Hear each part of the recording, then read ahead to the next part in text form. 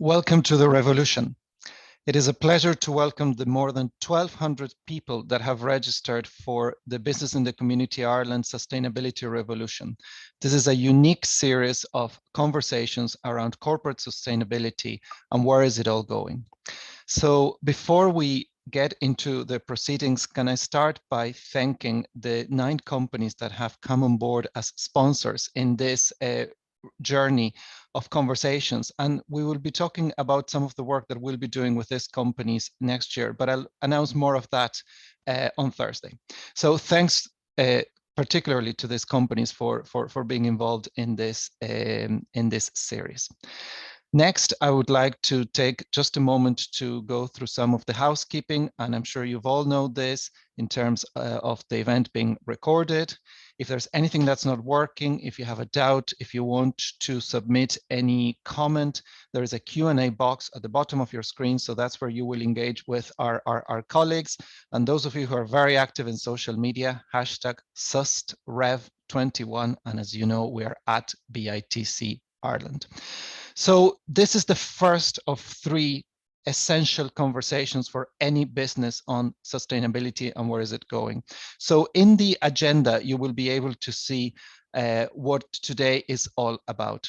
So today is a conversation about leadership, and I am delighted to be joined by 5 CEOs, and I will be introducing them later on and getting straight into a very essential conversation around leadership and sustainability. So all that rests to say here is thank you very much to Imelda, Caroline, Dave, Deborah, and Shay for making the time and being part of this brave conversation. For those of you who have not come across Business in the Community Ireland, it's a pleasure to connect. And all I want to say about our organization is that we are a movement for change in business.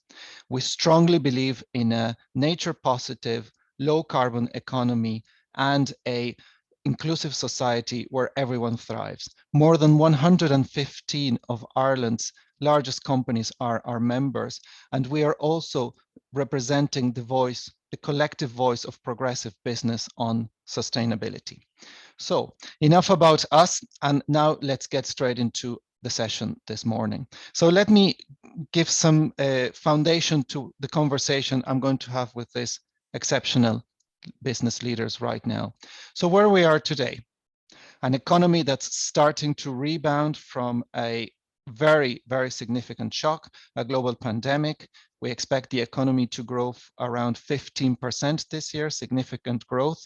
And at the same time, we're seeing a jobs crisis, a massive shortage of skills, and the extraordinary call from business leaders last week to the government to end PUP payments in order to accelerate employment or to reduce barriers to recruitment, coupled with rising energy costs, and that's a very, very significant immediate challenge that businesses are facing, and a supply chain and materials shortage. So all of this is coming together in the back of this pandemic. And if there's something that business showed during this period is resilience, adaptability, and long-term thinking. And as we start to come out of that, we realize that there are some major fundamental challenges ahead of us. Let me name some of them. Inequality, and COVID really exposed the difference and the polarization in our society, whether it's the digital divide, the educational divide, the housing crisis. We have some major challenges ahead of us. It is very disparaging to live in a very wealthy country like this one, where at the same time, 20% of employers say they would employ a traveler. Or recent research that we published earlier in the year indicated that a Black person is 6 times less likely to be employed than anybody else. Challenges for sure that need to be addressed. A nature crisis, and only last week, a US scientific report identified close to 1 million species that are at risk of extinction. And when we think about some of the big challenges of biodiversity, we might think of the Amazon rainforest in Brazil, but we're wrong. That breakdown of nature is happening everywhere. And last, of course, by no means least, it's what UN Secretary General called the planetary emergency The Intergovernmental Panel on Climate Change called it Code Red. So I don't know what other expression we need to use when it comes to the climate crisis. As you know, the Guardian newspaper don't even use the expression climate change anymore because of the nature of what it is. And if we're only thinking about, well, this is the net zero to 2050 journey we have ahead of us, we're wrong. The challenge is for everybody, for every business, as well as for our economy in general and our society, to reduce our emissions by half by the end of this decade. So now 2050 doesn't feel so far away, and it's something slightly more immediate that we need to address. And let's not forget that we also have 8 years to solve and to deliver on the UN Sustainable Development Goals, something we were all very proud of when they were launched in 2015. But where are they now? So it's no surprise that some people are saying that our capitalist system is in crisis, that it needs to be rewired, and that it's broken. And you wonder, is that right or not when you think about the unequal distribution of vaccines in the world? And I just saw this statistic. Out of 54 African countries, 9 have met their vaccination target, which meant 10% of the population vaccinated. Compare that with the situation we have here. Or if you think about the tens of thousands of people that, because of climate emergency or because of civil wars, have to leave their countries, make unexplainable, very difficult journeys into Western Europe and North America, and end up being stigmatized, discriminated, and at the same time not included in our society. So you might wonder about whether capitalism and where it's going. And this is just the backdrop. Obviously, business are facing mounting pressures and questionings, whether it's more legislation, whether it's investors, and investors calling it out by saying in a climate risk is investment risk, whether it's consumers saying that they want to live sustainably, but they don't know how.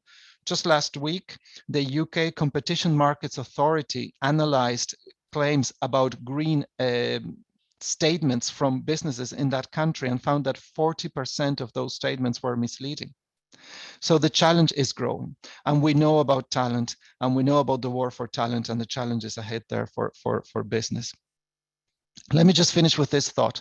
EY survey that was published only last week amongst 250 business leaders asked them what was the main driver of their sustainability efforts. Surprisingly or not, we'll discover that later on, and I'll ask my panelists for any reaction. Surprisingly, the main driver for sustainability efforts wasn't competitive advantage, market differentiation, innovation, or talent attraction. The key reason that was quoted was compliance. And it makes you wonder, again, and I'm quoting the colleagues at EY that authored this survey, whether if compliance is the key driver for sustainability efforts, are we doing the right thing? So that's why we call this series of conversations the Sustainability Revolution, because we're asking ourselves, are we doing enough? Is the pace of change for business and the whole ecosystem, because this is also about government and civil society, is the pace of change fast enough for the challenges ahead? Do we need to do something more radical, or are we okay where we are? So enough introduction, and I'm going to ask now Imelda, Dave, Shay, Deborah, and Caroline to join me on the virtual stage, and you're all very welcome. And I would like to start with a fundamental question. So the question is, do we need a revolution? Do we need more radical change? And what does that radical change look like in your sector and in your company? Are we clear of what we have to do over the next 5 to 10 years? Deborah, I may start with you if that's okay. Good morning. Absolutely. Good morning, Thomas. Thank you for having me this morning. Look, it's interesting, some of the stats you gave there around the key reason being compliance. But let me just take a step back on your question, first of all. I mean, you mentioned capitalism, irrespective of whatever system we have or whatever label we give it. You know, we have to use this system to deliver on the changes that you just talked about and address sustainability, but also inequality.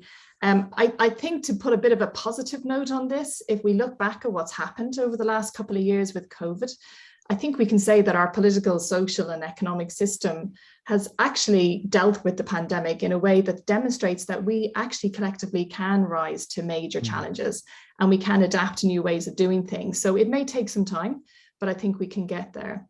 And one could argue that actually we've taken a great step forward, albeit based on what EY have said in the last week or so. But governments and businesses have accepted that radical change is needed, and they have committed to deliver those ambitious reductions. But look, let me look at it from an IBM perspective. So we're talking about sustainability revolution. I think for us, it may be more a little bit evolutionary, in so much that we are an industry where change is actually the only constant. And so we base a lot of our leadership around values and principles, and that's very much reflected in our long-standing historical commitment to protecting the planet. In fact, we are this year celebrating actually 50 years of our first environmental policy, and we have been issuing reports for over 30 years, and that actually includes a report on CO2 emissions since 1994.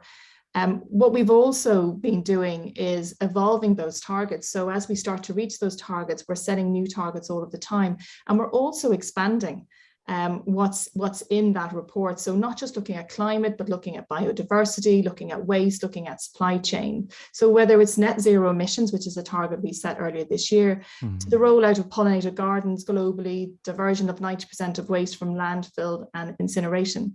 I think what's really interesting, as well as looking at our own operations, we're looking outwards. So we're looking at our supply chain, particularly those suppliers that are perhaps very energy intensive, with an expectation that they too are setting goals, and perhaps that's part of the revolution.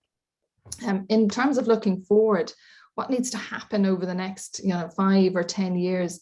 I mean, there's no doubt about it, all of us and our businesses are key to the success, and us as leaders of the business have to drive these changes. We, of course, in the technology sector have, I guess, quite a unique role to play, in so much that we not only need to look at our own issues in terms of energy usage, but we have to look out at other sectors that we work with in terms of how they can deliver on their sustainability goals. So whether that's agriculture, financial services, supply chain, whatever it might be. And if I just give a tiny example before I finish, if we look at the energy sector, for example, we see that it's going to require its systems to operate in very different ways and to integrate with new players. You mentioned the ecosystem. Making full use of digitization to accelerate, to scale the use of this renewable energy. But of course, we still have to ensure that there's security, resilience, and necessarily affordability as well. Just one final point from me, Tomas, accountability. I mentioned that we set targets and we issue reports. I think this is so important for all of us. We all have to be accountable for the targets that we set, and we need to put in place very strong management systems that not only allow us to look at how we're performing in our own goals, but actually just looking out to that broader ecosystem as well. Super. Thanks, Deborah. So we started with a voice of optimism. We can rise to major challenges. Dave, can I come to you? You're the Group CEO of PM Group. Optimism there as well, or some sort of concern? No, Tomas, I think very much I'd be sounding a note of optimism. Again, I think I'd echo what Deborah said. I think it's more about evolution than revolution. I think the combination of a lot of incremental small changes can lead to a very big change. And, whether that's in innovation in a business or changes to embrace sustainability, I think an approach where you do a lot of little things, and if everybody does a lot of little things together, you can actually have a huge impact. So certainly I'd be more on a note of optimism, Tomas. Super. Okay, that's a good one. Caroline, are we still on the same vein? I suppose I'm naturally ridiculously optimistic.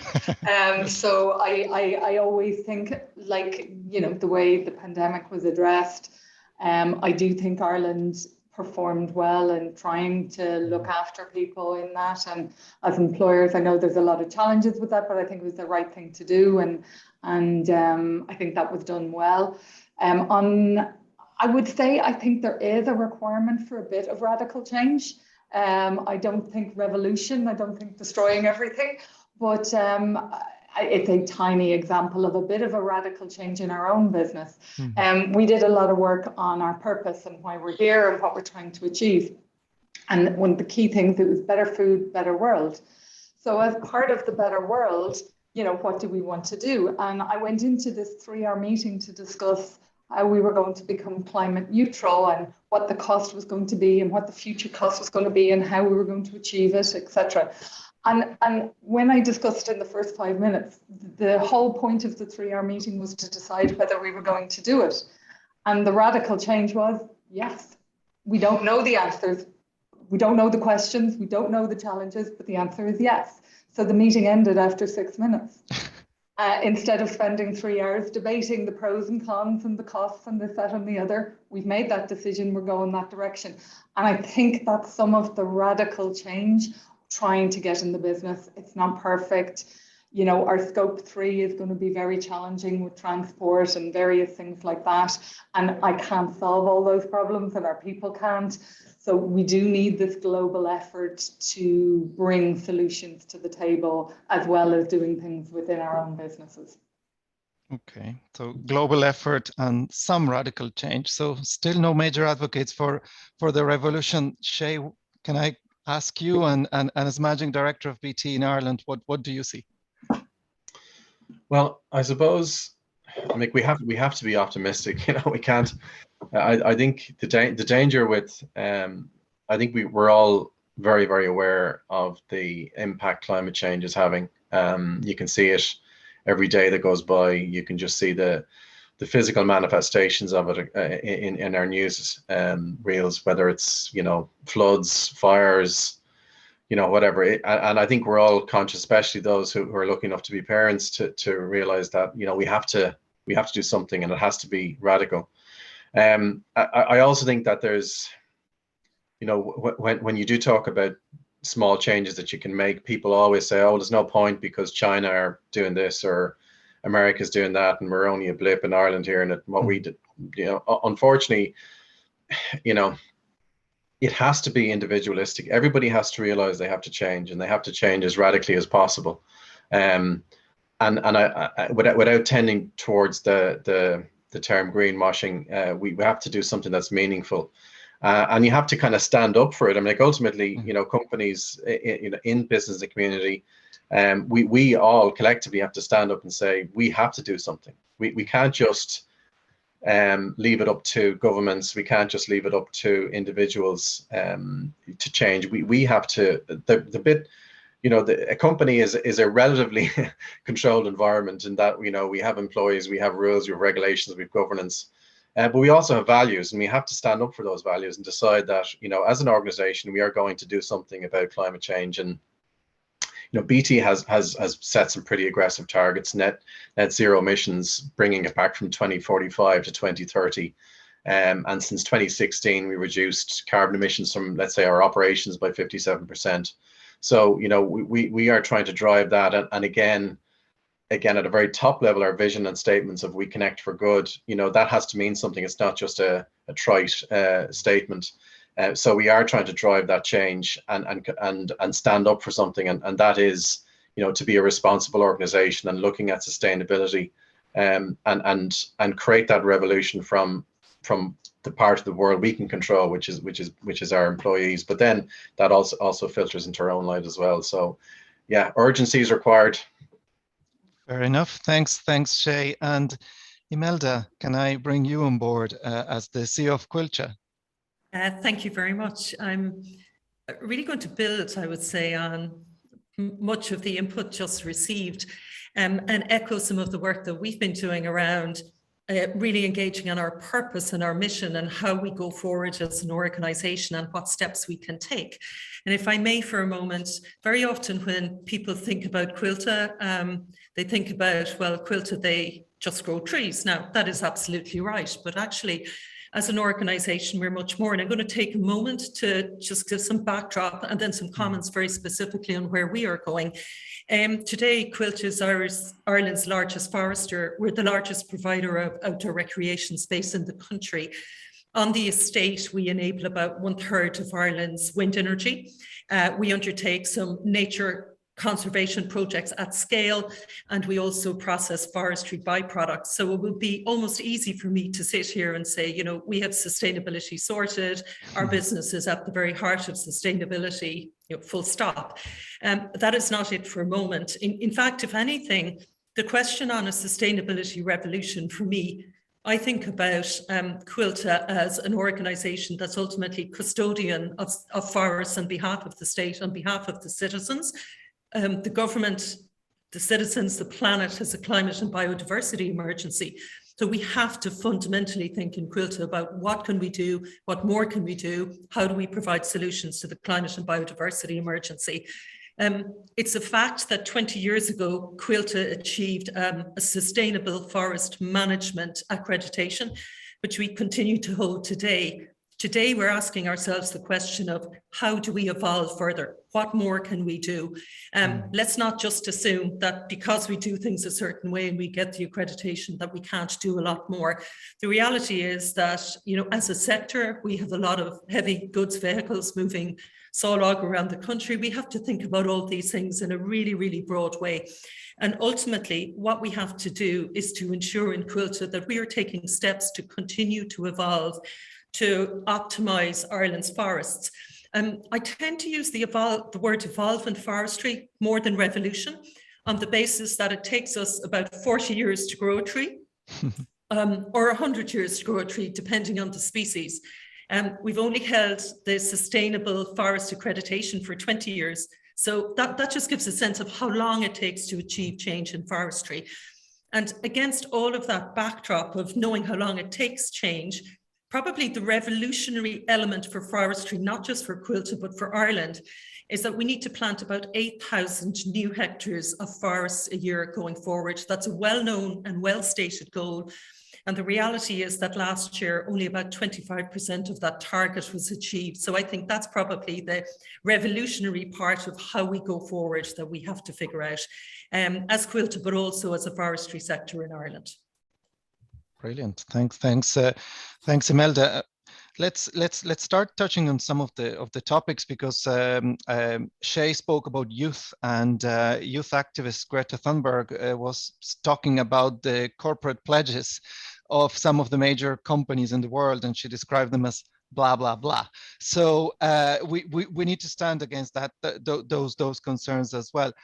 Caroline, can I ask you about consumers and the journey for consumers? Because back to that concern about wanting to live sustainably, from where you sit within your company and a prime supplier of food for so many households, what do you think is the journey ahead to get consumers on board this revolution or this radical change that's coming? Yeah, I think it's a big responsibility for us that we haven't managed to achieve yet. We're still talking too much about it. There's a lot of activity that we're doing to reduce our emissions, to reduce our plastic, you know, etc., to change, but and food waste as well. There's a huge amount on that side too. It's just they're interdependent. So if we reduce our plastic and change to cardboard, we frequently increase our carbon footprint. So there's a number of different complexities in the mix that we're still wrapping our heads around. The two issues that we haven't really got to grips with, because we're working on the other and we're getting places and we're getting reductions, is how this is used to both the consumer and to our customer, because nearly all of us go through a customer, i.e. a retailer or a food service channel, and how we work through them. I saw something in the questions, you know, there isn't a lot. I can't think of a time when I've won business because of our sustainability credentials other than compliance. Which I would hope, you know, there's significant areas we're well ahead from compliance. We're doing what we think is the right thing and doing extra. That's not necessarily getting rewarded with business at the moment. And also then, how do we communicate with the consumers? Because a lot of companies, and we're definitely one of them, are afraid to shout about something good that we're doing because everybody just piles in and complains about something else, that you actually have plastic, or the fact that you've reduced it by 20%. Nobody wants to hear, they were, you know, etc. So we haven't worked out how to do that. I think the board be a origin green symbol is probably a good thing. And they have a very good reputation, and we do have origin green, etc. It's just how it's been used with the consumer hasn't really been fully explored yet. So I think there's loads of room to do more. Yeah. I think consumers want that information. They don't want the complex information that I have, and it's how can we make it simple and straightforward and genuine. Yeah, no, absolutely. And I think it's good to call it out. Yeah, apologies. I don't have a solution. I have a lot of the problem, and some we're working on and some we haven't got answers for. No, absolutely. But the point around accountability, and back to Imelda, the accreditation, that is part of the journey without a doubt. Thanks, Caroline. Dave, can I turn to you then? Because obviously your company delivers on major construction and infrastructure projects. So how do you engage your own customers in this sustainability space? And as a company, you have clear guidelines on sustainability. And would that mean that sometimes you have to turn down business because of not alignment between a client and your own principles? Thanks, Tomas. So I guess here at PM Group, our business is all about delivering capital projects, and those projects are mostly for global multinational companies. So because of the type of companies we work for, the sustainability agenda is very important to them. So it's relatively easy for us to ensure that it's incorporated in the project lifecycle. And I don't think we've ever had to consider turning down work for a client because they weren't interested in the environment or interested in sustainability. And generally the industries we work in, for example, the farm industry, the industries are quite regulated. So the clients have to meet very stringent guidelines for things like their environmental impact anyway. But I suppose the business that we're in is very much about long-term relationships. So whether that's with the clients or indeed the supply chain, we've been working with many of those clients and many of the partners for decades, in fact. So we understand their business drivers, and we also understand their requirements. And it's very much a collaborative approach, working hand in hand with the client teams. But as you point out, capital projects, whether they're large or small, by their nature, they're resource intensive, whether that's the materials or the people or things like traveling to and from the project location. And each client, each project, each building, each facility is different. Mm-hmm. So you have to bring the full capability and toolkit to each project, and that goes right from selecting the right site, right through to designing and building the new facility, and through that process we can help improve the environmental and sustainability performance. But one of the main factors in addressing sustainability with clients is getting that on the table early in a project life cycle. That's probably the critical factor. You can have the most influence if you address it up front and get it on the table early. And we do that in our business by having a mandatory sustainability review for all of our client projects. And that ensures that sustainability gets onto the agenda early, that it's incorporated into the user requirement specs, and that feeds itself into things like the specifications and the other requirements and the deliverables for a project. But like any business aspect, you have to build sustainability best practices into your business processes. Mm. So in our case, that would be something like our quality management system, so that it becomes a natural part of everyone's day job and not something that you try and layer on, late in the day or afterwards, because it's almost impossible then to do it retrospectively. But, I suppose you're right, but as I said, our clients are in the main just as committed to as we are sustainability, or even more in some cases. So, 99 times out of 100, we're pushing an open door on the sustainability agenda with our clients. Okay, so that's a collaborative approach is the answer. And okay, good to hear you haven't turned down clients yet. would be interesting, would be part of the brave conversation to if we ever find out that we have to turn down clients because of lack of alignment. So that is critical as well. Thanks, Dave. Imelda, can I come back to you then on the 8,000 hectares that you were talking about? So obviously the starting point is that Ireland has low cover of forest, and at the same time, obviously there's a huge demand for wood, for construction and industry in Ireland and beyond. So how do you deliver this while also delivering for nature and climate? I'm really glad you've asked that question, because I think what's important to recognise here is that today Ireland has 11% of forest cover. That compares to just about 1% in the early 1900s. So there has been a distance travelled, but average forest cover across Europe is 38% approximately. So a huge ways to go if we were to look to veer towards the average over time. There is also massive demand for wood for construction, and the industry in Ireland of itself and the sector as a whole supports about 12,000 jobs. And I think what's often thought is that, well, a forest is either good for wood or for climate or for biodiversity. And our challenge today, and I think it is the case with so many aspects of sustainability and the climate and biodiversity emergency, is how do we deliver multiple benefits, and are items mutually exclusive or not? Today at Coillte, we spent a huge amount of time working on our purpose, our vision and our mission, particularly over the last 18 months. And we recognise that we must ensure that our forests provide multiple benefits. We're managing them on behalf of the state, and the multiple benefits that we talk about literally every day now are forests for wood, for nature, for climate, for people and for communities. And we look at our forests and think about them in terms of what's the primary objective of a forest, first of all, and then what are the, I could say secondary objectives, but I would say what are the other benefits that can be delivered. As an example, there's nothing to say that a recreation forest, and we have 260 recreation forests throughout the country, that a recreation forest, that's clearly delivering for people.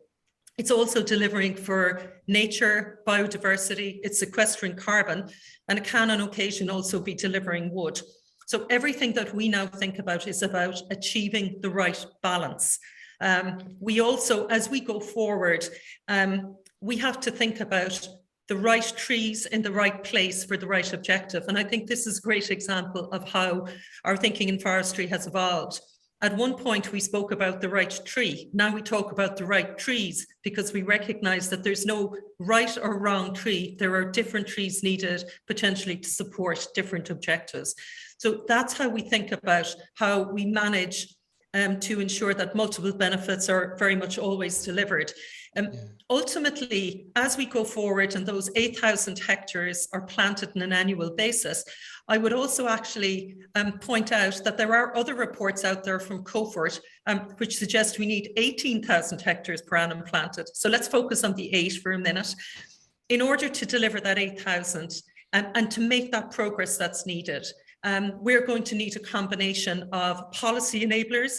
We're going to need a regulatory framework that's fit for purpose.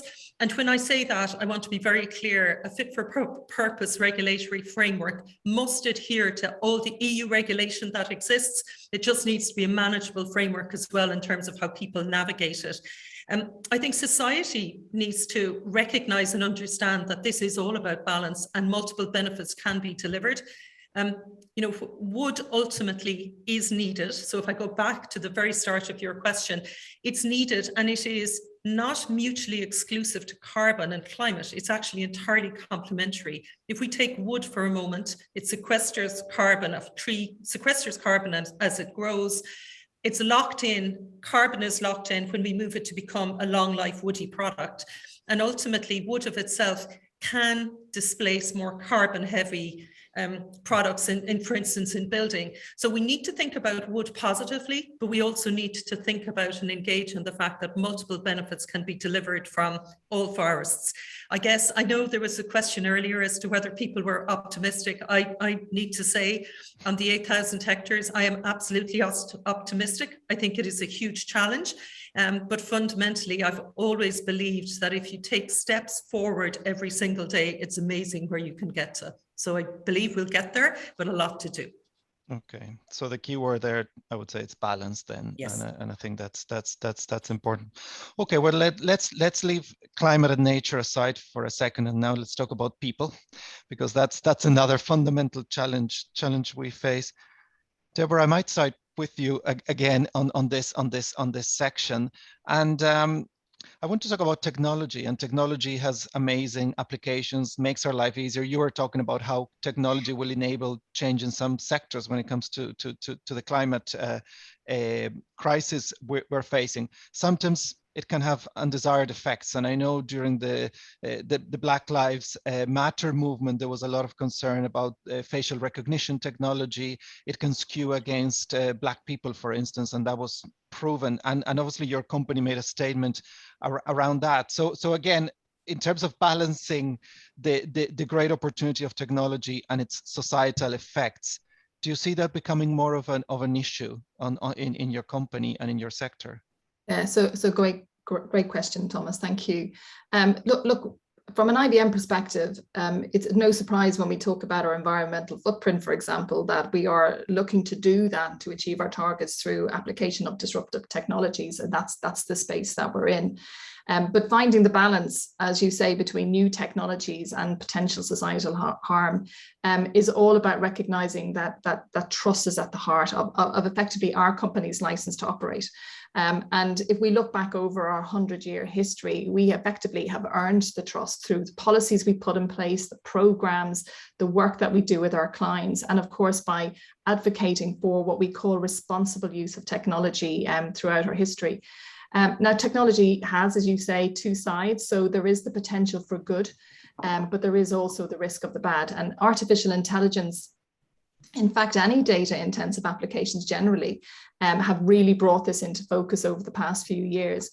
So within IBM, and I'm going to talk a little bit about process here like Dave did in reviews, but we created an AI ethics board, and that represents a broad representation of the company.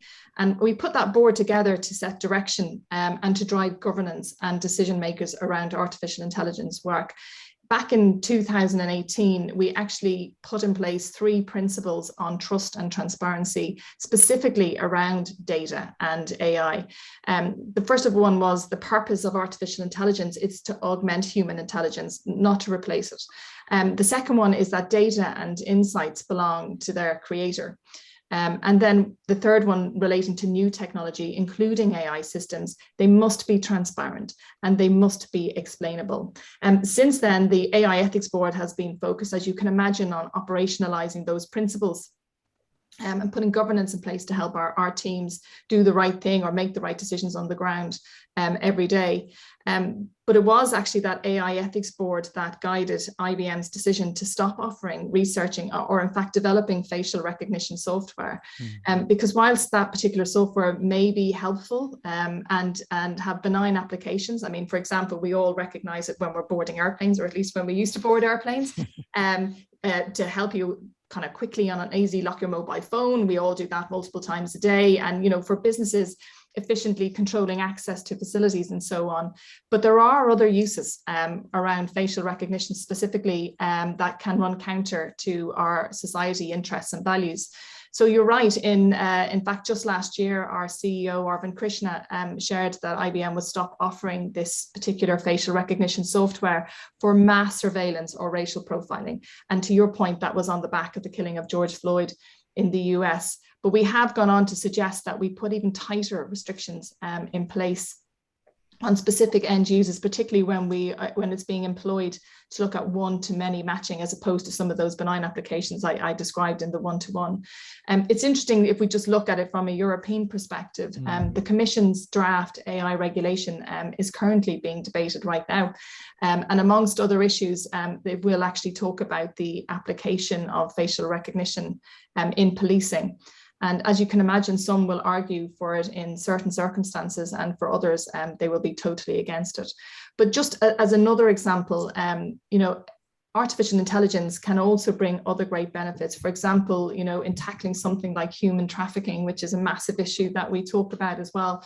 And IBM is working with a number of partners to leverage the Traffic Analysis Hub data and analytics so that we can really advance some real use cases. And we're working, of course, with partners and clients here in Ireland as well around that. So there's just a couple of examples, Tomas, around, you know, real world examples of how we do the balancing of those new technologies and most importantly, ensuring that we are developing tech for good. Exactly. No, and I'm glad you mentioned the human trafficking point, Deborah, because that reminds me, and I'll go now to Caroline to talk about global dimensions of sustainability and supply chains. But tomorrow we're going to launch a report around modern slavery in Ireland, and it's interesting because that will bring some of these dimensions close to life and more than theoretical conversations. So I'd certainly look forward to that conversation with my colleague Darina Eads. Caroline, obviously inequality means one thing here in Ireland. You operate, and we're talking about your farms in Costa Rica and Brazil. So when you think about inequality and the role of business there, are you seeing anything inspirational or anything different that you're saying this has to be a driver of big change? What we're doing is not good enough, or what we're doing needs to go deeper? Yeah, I think what I see globally, one of the best programs I've seen is the Ethical Trading Initiative. I think the work they do in Ireland is great, but the work they do abroad, they're very clued into the kind of harassment that women get in workplaces globally, etc. They're very good at picking those kind of things up. So we find their reports really useful, and we use it as part of our sourcing. So we would say that that's, you know, we're really proud. We know how thorough they are. Like, they come into us in Ireland for 5 days, and they randomly select about, I think the last time, 78 people that they randomly selected and interviewed, which is great because you get a really good feel of what you're doing well, what we can improve on, etc. So that would be a program, I would say, if that was wider used globally as a sourcing program, I think it would be excellent. The other area that was sort of looking from a global point of view is where we invest. So there was a really, really good study done where they identified 10 areas company can invest in to change hunger. So we were part of the UN Food Systems Summit that was on 2 weeks ago, and we signed up to the Zero Hunger Pledge. So at the moment, unfortunately, due to COVID, I think we were sub 700 million people were physically, mentally damaged from hunger. And we're now up over 800 million people. And that was last year. So this year we think it's growing. This study was done to scientifically identify where companies could invest in a number of countries where it would have the most impact on hunger, and believe that we can get hunger down to below 200 by 2030 if companies get on board and invest in this. Now, I think when it was launched, there was only 42 of us who had signed up to this pledge. We're running a project in Morocco whereby we've changed the product that we're doing. We're subsidizing a particular product that we're buying there for fair trade, and the money is going back into the local communities through education and water provision. But that's just one of the 10 different types of investments that you can make. My goal would be that I can partner with some customers and try and get one of these projects every year or 2 years, that we can get one up and running so that we can continue to add to the pledge. But I think where we can marry up scientific evidence that if we invest money in these areas, it will make a material difference. We're a small enough company, we don't have that research capability. So we need those kind of global projects where it's scientifically based. And ideally, this will be a commercial venture for us. In the first 5 years, we'll be subsidizing it quite a lot. But one of our challenges is, how do we communicate that to the consumer so the consumer is willing to pay the true cost of the product? And that's a big challenge for us as well, to make these kind of projects long-term sustainable and commercial, that they work. Well, I think that is a critical point, the one about the true cost of the product, and I think that's something that definitely merits a long conversation, and it's all about those externalities that we're not considering. But thanks for giving us that global perspective, Caroline. But Shay, if I go back to Ireland and the world of BT in terms of inclusion and people that work with you, I think there's two things. On the one hand, this sort of social contract with your people is constantly changing, and there's various forces, and I'm sure every single employer today is thinking about their own workplace and how that's adapting into the post-COVID phase. But where do you see that conversation going in terms of the relationship with people when, you know, motivations are now different, loyalty, values, etc., and how are you managing that? Well, I think you have to be an attractive employer, and you have to let it be known what your values are. And I think, you know, we were obviously very keen to sign up to the Elevate pledge, and you know, I suppose put it out there that we want to have an inclusive workplace, so that everybody feels that they're welcome in the organization, and the kind of Elevate pledge kind of puts that kind of stamp up to you know, flag over the building as such, in a metaphorical way, that, you know, we are inclusive, and we want people to feel that if you join this organization, you have a fair crack at the whip, and that has helped to make we have definitely embedded that in our interview process when we're hiring people.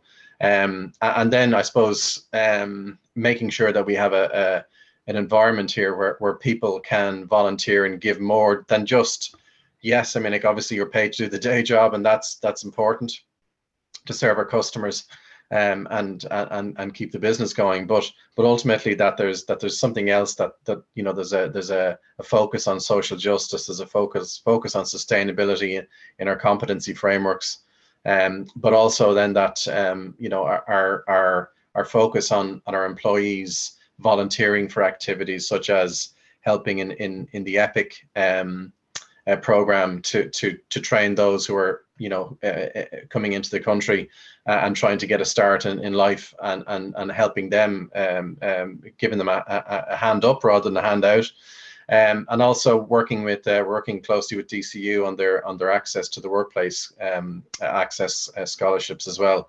So I suppose it's trying to do things that are pragmatic, that demonstrate the values, that they're not just something nice to have on the outside of the building or in brochures, that we actually, you know, live the values. And so when people join, especially when we focus on, we were at that graduates fair last week, and ensuring that we've got a good influx of age diversity in the organization, as well as ethnicity, sexual orientation, and ability and disabilities as well, because that's important. The unemployment rate in the disability part of our society is massive, like over 70%. I think it's even higher than that. So, you know, it's one of those that can be easily overlooked. You know, obviously gender is one that is very optically obvious, but, you know, disabilities is sometimes not so much.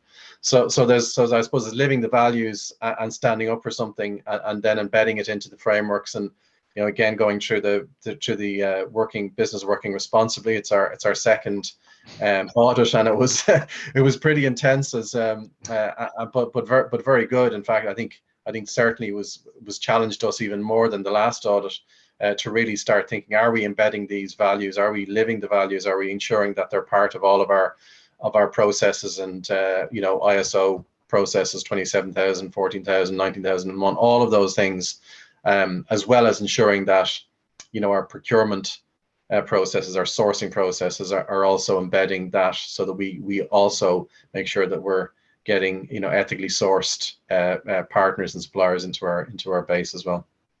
Super, thanks, Shay, and you've reminded me about our collective campaign Elevate, which is our inclusive workplace, and actually I'll use this moment, and you're seeing there the slide with the logos, and that is because today we're announcing that 4 more companies have joined since we launched this initiative. So I'm going to take a moment just to welcome and to recognize Aldi, Kern, IBM, and PwC, who have joined this collective effort, and hopefully we'll have time to talk more about that later on during the week.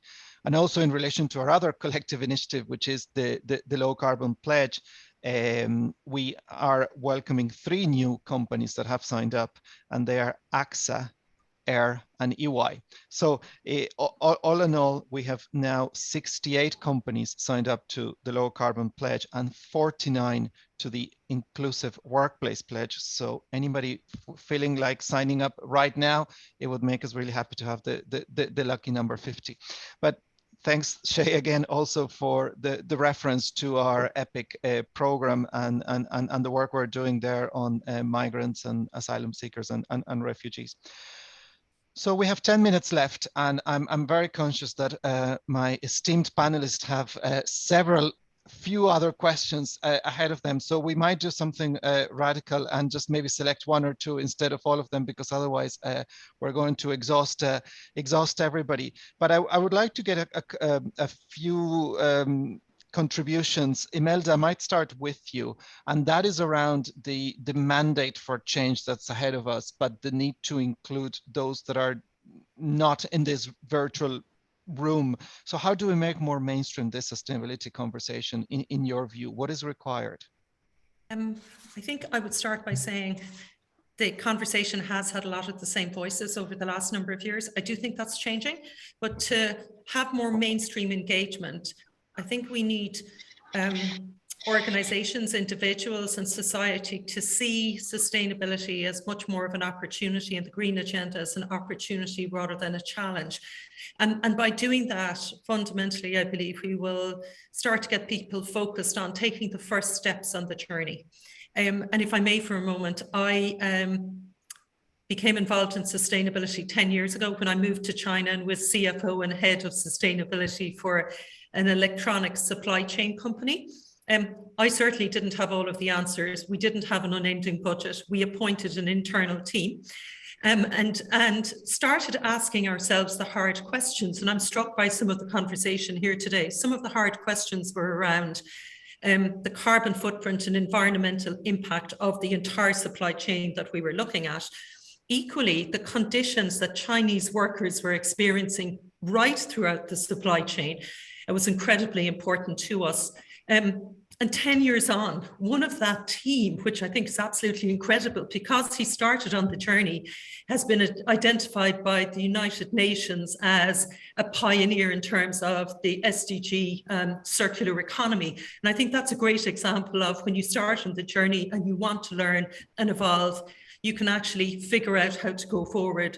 So more than anything else, I think we need to make sustainability and the green agenda something that can be seen as an opportunity, and that we make the language around it something people can engage on and get people to start the journey. I believe government also has a role in terms of policies and enablers as well. And when we take the combination together, hopefully we can get moving in a more meaningful way. Super, and thanks for mentioning policy making, Imelda, because that has to be definitely part of the solution, and the point about language.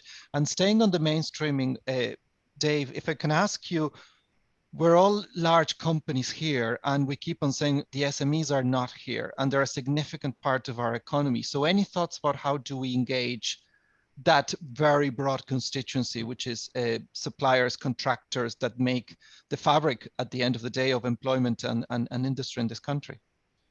Yeah, it's a very important issue, Tomas, and many, as you say, many in the call are larger companies. Some have the support of global headquarters and so on. But as you point out, small and medium enterprises make up a huge portion of the domestic and the global business community. So those companies mightn't all necessarily have the resources and the skills in-house to transform at the same pace that maybe a larger organization can. But it's really important that, you know, whoever we work with, we bring them on the journey. And just use an example from our own business. We've had a really successful experience of implementing world-class health and safety practices across all of our construction sites globally.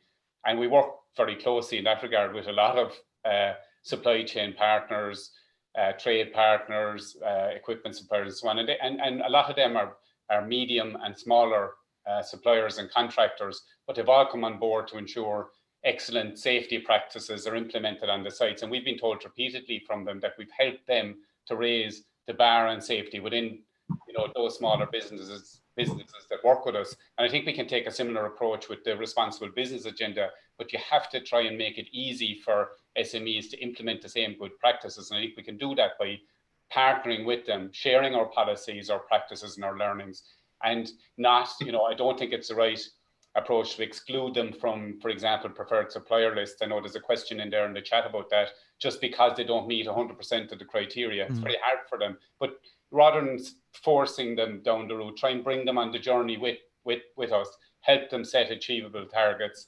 And, you know, they're a vital part of local economies. And if they're excluded in any way, we could really damage their business, have, you know, negative impacts on the local economies, and really not do anything for long-term sustainability. Absolutely. Yeah, it's interesting how the health and safety example keeps on coming as an inspiration for engagement with smaller companies. Final topic I just want to touch very briefly is around collaboration, and this notion of the systemic change that we need to make happen. So Deborah, I mean, we spoke earlier about digital divide, and that's a massive challenge ahead of us. Your company is very invested in the whole area of STEM. There's a number of initiatives, but it seems that they're all making its own impact. How do we transform that, in your view, to make something that will be really transformational? Yeah, no, great question again, Tomas, and I'm conscious of time, so I'll try and keep this brief. Of course, acquisition of talent and skill is important for all of us. It's particularly important, I have to say, for us. And, you know, if I just take a step back for a second and look at one of the outcomes of the pandemic, is that we've seen clients accelerate their digital agendas and their cloud agendas, you know, many times fold. So the demand for these skills is getting greater, and we need it more quickly than ever before. But I think the important thing we need to mention here is around skills versus credentials. So one of the things we really need to be thinking about collectively is rethinking the traditional approaches to not just education, but also to hiring as well, because we need to really now invest into the skills and skill up people around the technologies that are reshaping the way that our economy works. And with regards to hiring, you know, I think we need to shift, and it's definitely something that we have been looking at here locally, moving away from this absolute requirement for diplomas and degrees and looking at these different pathways to achieve skills and qualifications and bring people on board into our organization. So, you know, apprenticeships and other non-degree qualifications. I won't go into it in detail. I know you're very familiar with it, Tomas, but we obviously have our PTech program, which we established in Ireland here 3 years ago, working with some of the schools in Dublin's northeast and inner city. But to your point around systemic, I think one of the big lessons here, what PTech has done is shown us how successful we can be when we have collaboration.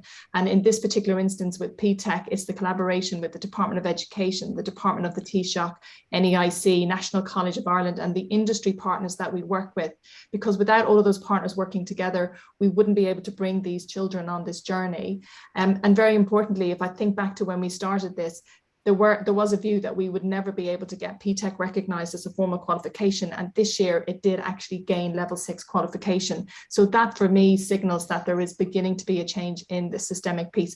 One other point I will just add, there are lots of companies who are doing something around promoting and accelerating digital skills. I think the one thing we all need to do is actually come together and be much more cohesive in the work that we're doing, because fundamentally we share the same goal, and that is about preparing and upskilling for our economy in the future. So I think that's something we need to all get much better at.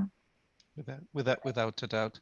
I'm going to again break the rules and ask the final question, although we're going to run 2 minutes beyond the time. But Shay, I want to bring you for one more time and ask about, are you seeing any change in the collective voice of business? Do we need to keep on raising that collective voice when it comes to some of these fundamental challenges? And I know BT is one of the companies that are in our leaders group on sustainability, but beyond that structure, do you think there's a need for a greater voice around this space when it comes to the systemic challenges that, like Deborah was mentioning? Yeah, I'm like, absolutely. And I think like all the organizations in business and community obviously are important. I think we generally share a sense of